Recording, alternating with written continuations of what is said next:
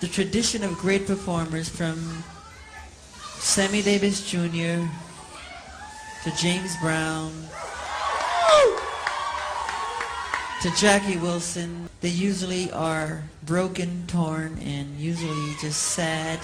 How difficult was Michael Jackson's passing for you?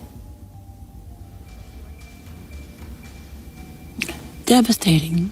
Michael Jackson, also known as the King of Pop, has won the hearts of many people. Even after his death, he has fans worldwide who still groove to his music and remember him in their prayers. However, as the world mourned his early demise, Whitney Houston, an American singer and actress, allegedly warned Michael Jackson not to go too far in exposing Hollywood. The record companies really do conspire against their artists. They steal, they cheat, they do whatever they can, especially the black artists. However, Michael, with his strong persona, didn't stop and kept going. As a result, Hollywood lost its talent. However, many fans still question why Whitney allegedly tried to stop Michael from exposing the truth about Hollywood. And what exactly was it that Whitney was afraid would happen? So, the way they get revenge is to try and destroy my album. While many of you might be wondering why Whitney was concerned about Michael Jackson and how they were related to each other, let me tell you their story was nothing less than a fairy tale.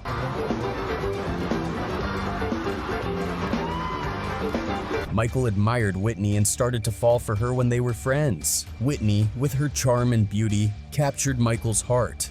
I always said it would be Michael Jackson at this point. I think he and I would probably create a lot of real magic, really. I mean, incredible magic. However, things took a rough turn when Michael began to speak out against Hollywood industry giants and expose their injustices. Whitney became concerned for him and tried to stop him. One of the people Michael Jackson spoke against was Tommy Mottola. Sony, being the artist that I am, at Sony, I've generated several $1 billion for Sony.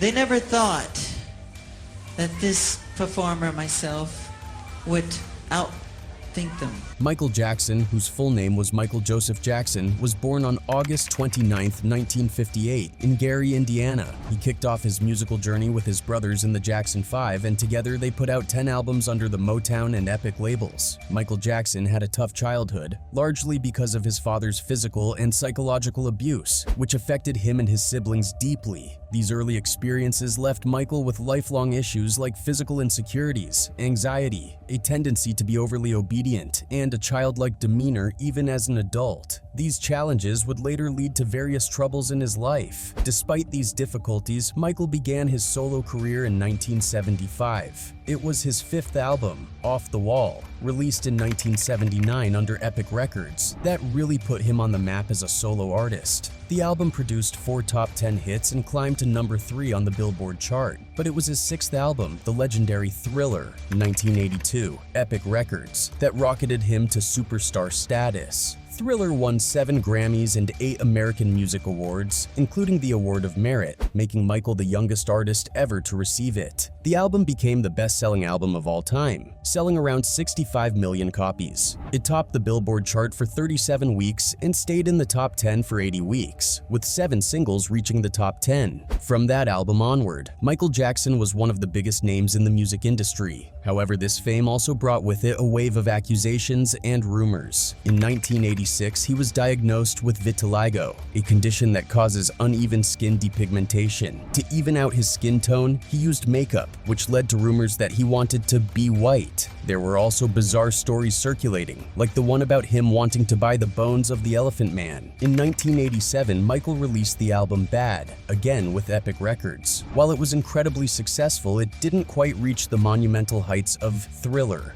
which would have been a tough act for anyone to follow. That same year, he embarked on the Bad World Tour, which became one of the most successful music tours in history. He broke records, including filling Wembley Stadium 7 times. The tour lasted until 1989, and in typical Jackson fashion, he donated most of the earnings to hospitals and orphanages. However, things took a rough turn for him when back in March 1991, Michael Jackson renewed his contract with Sony Music. For the record, Sony Music had acquired CBS Records in 1988, which meant they automatically quickly took over distributing albums for artists who had recorded with Epic and CBS. As part of his new deal, Michael had to put out at least 3 studio albums, 1 remix album, 2 greatest hits collections, and a compilation box set. That same year, he dropped the album Dangerous, featuring the hit single Black or White. In '92, Michael founded the Heal the World Foundation to support the world's most disadvantaged children, including those suffering from violence, poverty, and terminal illnesses. He also embarked on the Dangerous World Tour, with all the proceeds going to the foundation. After that, Michael Jackson hit some rough patches. He faced his first A accusations and went through a divorce from Lisa Marie Presley after just 20 months of marriage. But it wasn't all bad. He did have some happy moments, like the birth of his kids, Prince and Paris Jackson with Debbie Rowe. They got married during his History album tour in Australia. Oh, and let's not forget, he made a big business move by merging his ATV catalog with Sony's publishing company, selling half of it for a whopping $95 million. The real drama started in the 2000s. In 2001, Michael released Invincible, but he was biding his time for his contract with Sony to end so he could take control without giving them a big cut. He tried to find a way to end the agreement early and told Sony's president at the time, Tommy Mottola. In retaliation, Sony canceled all promotion for the album 2 months before its release and also nixed the single What More Can I Give, which Michael had recorded with other artists to raise money for 9/11's victims. So, the way they get revenge is to try and destroy my album. To make matters worse, Michael discovered that the lawyer representing him in this matter also worked with Sony, and the label was pressuring him to sell part of his royalties. When Invincible finally came out, it sold an impressive 13 million copies worldwide. However, during this time, Michael Jackson publicly accused Tommy Mottola of being a racist and Tommy Mottola is the president of the record division. He is a mean, he's a racist, and he's very, very, very devilish. This led Sony to decide not to renew Michael's contract. Additionally, they demanded he pay $25 million to cover losses from his refusal to tour in the US. He was also unable to block the release of a compilation album, Number Ones, in 2003 because Sony still held his distribution rights. Michael didn't hold back in his criticism of Sony, particularly targeting Mottola. He even accused Mottola of Mariah Carey, a close friend and the wife of Sony's president at the time, based on what Mariah had confided in him about the issues Mottola caused. Artists usually avoid openly criticizing their record labels out of fear of retaliation, but Michael Jackson wasn't just any artist. He was the king of pop.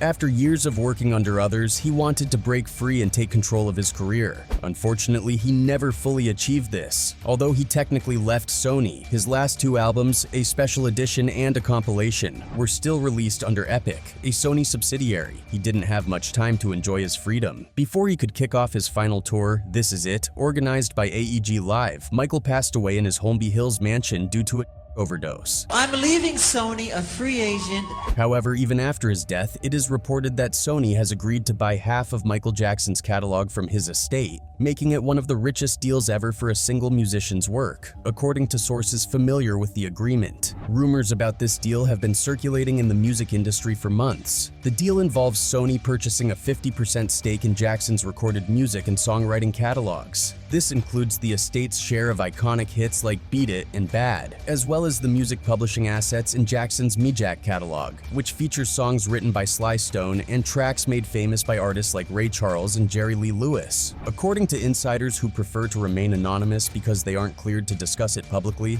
the deal is rumored to value Jackson's assets at $1.2 billion or possibly more. However, it doesn't include some of the estate's interests in other profitable Jackson-related ventures, such as the Broadway musical MJ, Cirque du Soleil's Jackson-themed shows, and an upcoming biopic starring Jafar Jackson, the son of Michael's brother Jermaine. Unlike many other major catalog sales involving artists such as Bob Dylan, Bruce Springsteen, and Paul Simon, where management of the songs is typically handed over to the buyer, this deal allows the estate to maintain significant control over the catalog. While other deals might include specific terms on how the artist's work can be used in areas like commercials or political endorsements, this arrangement statement stands out for giving more control to Jackson's estate. Sony and the Jackson estate declined to comment on the deal, as initially reported by Billboard. When approached for a statement regarding the deal, John Branca, Jackson's former entertainment lawyer and current co-executor of his estate, chose not to provide further details. However, he said, "As we have always maintained, we would never give up management or control of Michael Jackson's assets." When fans came to know about this deal, they took social media by storm, stating that Jackson despied Sony. Sony sucks! Sony sucks! A user said, "This is sad he despised Song. Whoever sold it, regardless of whom they are, they disrespected him heavily." After hearing the news, many fans have been speculating and entertaining various conspiracy theories. Rumors are swirling about Michael Jackson's untimely demise, suggesting that he was intentionally overdosed as part of a scheme by Hollywood elites to gain control over his assets and eliminate competition. This speculation has arisen because Michael's records were consistently topping global charts at the time. While that may not sound hard to believe, it does make sense why Whitney was so concerned about Michael Jackson in the first place. Back when he was at the peak of his fame and success, the legendary king of pop was rubbing shoulders with some of the biggest celebrities and public figures. While many know about his unexpected bond with royalty, there's one relationship, a super secret romance even, that hasn't gotten as much attention: Michael Jackson's connection with the music icon Whitney Houston. Being two of the biggest pop stars of the 20th century, it was bound to happen that Jackson and Houston would cross paths. Now, long after their untimely deaths, it's been revealed that there might have been something more than just friendship between them, even if it was brief. Not long after Houston's tragic death in 2012, Matt Fitties, who used to be Jackson's bodyguard, spilled the beans in an interview with The Sun. The British martial arts expert revealed some of the King of Pop's never-before-heard secrets. Perhaps the most shocking revelation was that Jackson and Houston had a secret romantic relationship during the peak of their fame. Fitties shared that they crossed paths in 1991 due to their global fame and overlapping social circles. As Whitney Houston's career skyrocketed with her chart-topping debut and later albums, she and Jackson often crossed paths at award shows and industry events, mingling and interacting along the way. They connected deeply over their shared experiences with stardom, forging a strong bond. They met because they were two of the biggest recording artists on the planet and mixing in the same circles. They instantly connected as kindred spirits because they understood each other's massive fame. Fitties told The Sun, "Whitney practically moved into Michael's ranch, and they had a fling like any other young couple." The former bodyguard continued. According to Fitties, the alleged tryst lasted just 2 weeks, but Michael said later he had always hoped the relationship had gone further, and "I know he dreamed of marrying her." Fitties suggests that Jackson kept this fact under wraps because, in his view, it wasn't sensational enough for public consumption like some of the more odd aspects of his life. Whitney Houston's heart once leaned towards another Jackson before Michael captured her attention, Jermaine Jackson to be exact. In the early 80s, they collaborated on Whitney's debut album, with Jermaine also producing it. Despite Jermaine being married to Hazel, Berry Gordy's daughter, sparks flew between them romantically. However, their affair remained short-lived due to Jermaine's marital commitment. This period of their relationship even inspired the iconic video for Whitney's hit song "Saving All My Love for You." Despite any bitterness Michael reportedly felt towards his brother because of this, his love for Houston never wavered. However, just like their rumored romance, a musical duet between Jackson and Houston never materialized. Fans around the world eagerly awaited a musical collaboration between these two incredible talents, which would have undoubtedly been iconic. However, despite coming close not once but twice, a duet between Jackson and Houston never came to fruition. The first almost collaboration between them was on Jackson's 1987 hit album Bad, specifically for the love song "I Just Can't Stop Loving You." Initially, Jackson had his sights set on Barbra Streisand, but when she declined, he turned to Whitney Houston. Unfortunately, Houston's label, Arista Records, vetoed the duet due to concerns about conflicting with the promotion of her album Whitney. As a result, singer-songwriter Sida Garrett ended up featuring on the track instead. Years later, there was another chance for Houston and Jackson to collaborate on her song "If I Told You That." However, for reasons not clearly disclosed, Jackson didn't proceed with it. Instead, the duet happened with another 80s pop icon, George Michael. In 2001, the concert and TV special Michael Jackson Jackson 30th anniversary celebration took place at Madison Square Garden in New York City. It was a monumental event celebrating Jackson's 3 decades as a solo superstar. The concert boasted an impressive lineup of stars and singers, all gathering to pay tribute to the King of Pop's remarkable career.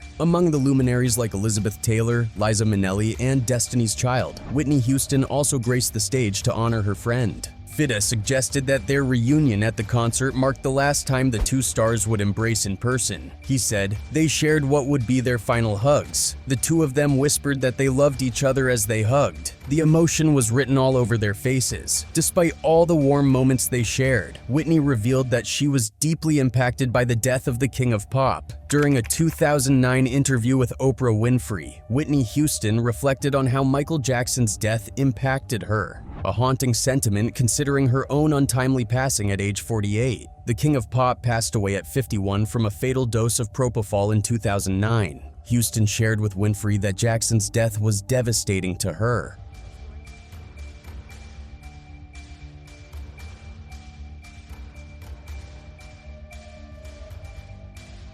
Her voice trembling, the troubled singer added, "I thought, this can't be true. This can't be true. I knew he was on painkillers at one time. I didn't know how far and how deep it was. But I thought, it can't be true." Houston remembered filming Michael Jackson's 30th anniversary celebration alongside the King of Pop in 2001. Both stars appeared visibly fragile at the event. She recalled gazing at Jackson and then at herself, reflecting on their shared journey. She said, "I was getting scared," she admitted. "I was looking at myself going, no, I don't want this to be like this. This can't happen, not both of us." Houston, whose struggles with substance abuse are well known, admitted to Winfrey that she was using during the Jackson taping. She said she was worried for him and for herself. "Mike and I were very close," Houston said. "No one have I ever met was quite like that young man," she later added. "And to have it in like that saddens me." Just like Jackson, Houston was poised for a comeback before her passing on February 11th. However, officials from the coroner's office reported finding Houston's body submerged in a hotel bathtub with prescription found in her room. In March, a coroner's report revealed that Houston's death was due to accidental drowning. The toxicology report revealed that and its byproducts played a role in her death. Additionally, traces of Xanax, an anti-anxiety medication, Benadryl, an allergy medication, and Flexeril, a muscle relaxant, were found in her system, but they were not deemed factors in her passing. With the passing of Whitney and Michael, the world lost two iconic talents, and Hollywood felt the void deeply. Their electrifying music was like medicine for the souls of countless fans. Michael wasn't just a singer. He was a dancer whose electrifying moves captivated audiences worldwide. Many fans couldn't get enough of him, and his death left hearts broken. Today, we can only cherish his soulful music and remember him as one of the greatest singers of all time. That's it for today's video, guys. Thanks for watching.